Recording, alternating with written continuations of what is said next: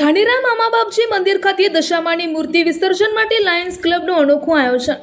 ધાનેરામાં મામા બાપજી મંદિર ખાતે દશામાની મૂર્તિના વિસર્જનને લઈને ભક્તોનો ભારે ઉત્સાહ જોવા મળી રહ્યો હતો।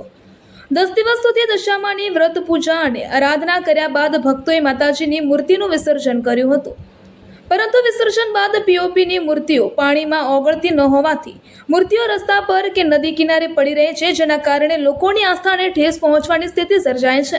આ સમસ્યાના કાયમી ઉકેલ માટે લાયન્સ ક્લબ ધાનેરા દ્વારા સતત બીજા વર્ષે પણ અનોખું અને સુચારું આયોજન કરવામાં આવ્યું હતું। મામા બાપજી મંદિર ખાતે માટી અને પીઓપીની મૂર્તિ માટે અલગ અલગ કૃત્રિમ વિસર્જન કુંડ બનાવવામાં આવ્યા છે।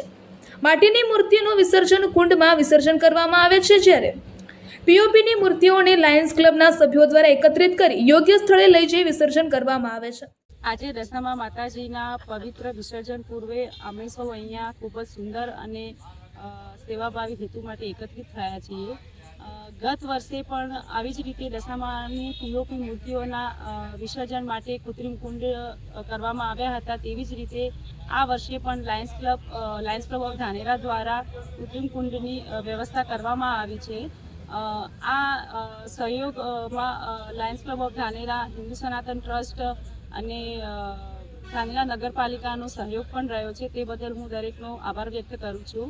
તો આપ સૌ ધાનેરાના ભાવિ ભક્તો અહીંયા પધારો અને પોતાની પીઓપીની મૂર્તિઓને અમને આપો અને આ કૃત્રિમ કુંડમાં વિસર્જિત કરી અને અમે એવી આશા રાખીએ છીએ કે દરેક ભાવિ ભક્તોની લાગણી ના દુભાય તે રીતે અમે દરેકે મૂર્તિઓને સારી એવી જગ્યાએ જઈને વિસર્જિત કરીશું।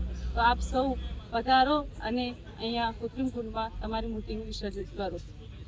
મારું નામ ગૌસ્વામી ભાવિકાબેન છે। પહેલા મૂર્તિઓનું અપમાન થતું હતું અને અમે વિસર્જન કરવા આવ્યા તો સુવિધા સારી છે। માટીની મૂર્તિ પાણીમાં પધરાવવાની આવી છે। જય દશામાં। અહીંયા આપણે મામા બાપજીના મંદિરમાં લાયન્સ ક્લબ ઓફ ધાનેરા તરફથી બહુ સુંદર આયોજન કરવામાં આવ્યું છે મૂર્તિનો વિસર્જનનું। તો આપણે બધાને નમ્ર વિનંતી છે કે આપણે અહીંયા માટીની મૂર્તિ બદલી લઈએ અને પીઓપીની મૂર્તિને અવોઇડ કરીએ, કારણ કે માટીની મૂર્તિ આપણે પાણીમાં ગળી જાય અને આ પીઓપીની મૂર્તિ ગળતી નથી। એના માટે આપણે ધાનેરાની પબ્લિક સર્વ જનતાને નમ્ર વિનંતી છે કે હવે પછી આપણે માટીની મૂર્તિ જ લઈએ। એનાથી શું છે કે આપણું પર્યાવરણ જળવાઈ રહે। બોલો દશામાં દેખી જાય। આ સાથે લાયન્સ ક્લબ દ્વારા ધાનેરા વાસીઓને આગામી વર્ષે પીઓપીની જગ્યાએ માટીની મૂર્તિ ખરીદવા માટે પણ ખાસ અપીલ કરવામાં આવી છે। માટીની મૂર્તિ લઈને આવતા ભક્તોને પ્રોત્સાહિત કરવા માટે લાયન્સ ક્લબ દ્વારા લકી ડ્રો કૂપન પણ આપવામાં આવતા હતા। દશામાની ભક્તિ સાથે પર્યાવરણનું જતન પણ થાય અને માતાજીની મૂર્તિઓનું સન્માનપૂર્વક વિસર્જન થાય તેવા હેતુથી લાયન્સ ક્લબ દ્વારા કરવામાં આવેલા આયોજનનો લોકોમાં પણ પ્રશંસા થઈ રહી છે। દશામાની ભક્તિ પણ જળવાય અને પર્યાવરણ પણ બચાવાય, આ જ છે સાચી શ્રદ્ધા। રિપોર્ટર હિતેશ સોલંકી, ધાનેરા। નમસ્કાર। અમે અહીં અત્યારે દશામાના વ્રતનો પૂર્ણાહુતિના દિવસ ચાલી રહ્યા છે। ધાનેરા નગરપાલિકા દ્વારા તથા હિન્દુ સનાતન ટ્રસ્ટ અને Dhanera Lions Club of Dhanera દ્વારા આયોજિત અહીં મામા બાપજીના મંદિરે અમે પટાંગણમાં 3 કૃત્રિમ કુંડ કર્યા છે, જેમાં એક કુંડ અમે માટીની મૂર્તિ માટે અલગ બનાવ્યો છે અને 2 કુંડ અમે કૃત્રિમ પીઓપીની મૂર્તિ માટે બનાવ્યો છે।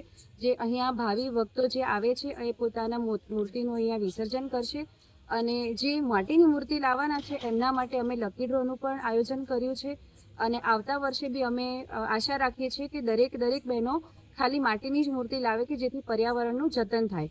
અને માટીની મૂર્તિનું વિસર્જન તો સારી રીતે થઈ જશે, પણ જે પીઓપીની મૂર્તિ છે એ અમે સારી જગ્યા પર, નદીમાં કે એવી જગ્યા પર જઈને ભક્તોનું દિલ ન દુભાય એવી રીતે અમે વિસર્જન કરીશું। જય શ્રી રામ, જય દશામાં। ધાનેરા મામા બાપજીના મંદિર ખાતે લાયન્સ ક્લબ દ્વારા દશામા માતાની મૂર્તિનું વિસર્જન માટે સુંદર યોગ્ય આયોજન કરવામાં આવ્યું છે। અહીં પીઓપીની મૂર્તિ તથા માટીની મૂર્તિ માટે અલગ અલગ કુંડ બનાવવામાં આવ્યા છે, જેથી સ્વચ્છતા, પર્યાવરણની સ્વચ્છતા પણ જળવાઈ શકે। અને લાયન્સ ક્લબ દ્વારા ધાનેરા નગરવાસીઓને એક વિનંતી તથા અપીલ કરવામાં આવી છે કે તમે પીઓપીની મૂર્તિઓ લેવાના બદલે માટીની મૂર્તિ લેવાનું પસંદ કરો, જેથી દશા માતાની ભક્તિ તેની સાથે સાથે પર્યાવરણનું પણ જતન અને રક્ષણ થઈ શકે। અસ્તુ ભારત માતા की जय। नाम दीक्षिता खंडेलवाल है। मेरी फैमिली की तरफ से माटी की मूर्ति लाई हुई है दशा माँ की। जो लायंस क्लब ने जो आयोजित किया है, ये जो माटी की मूर्त जो यहाँ पे करने का है वो बहुत सही है। और ये सबको यही है कि कोई भी मतलब लाए तो माटी की मूर्त ही लाए, तो माता जी का भी अपमान ना हो और आराम से यहाँ पे विसर्जित हो जाए। धन्यवाद।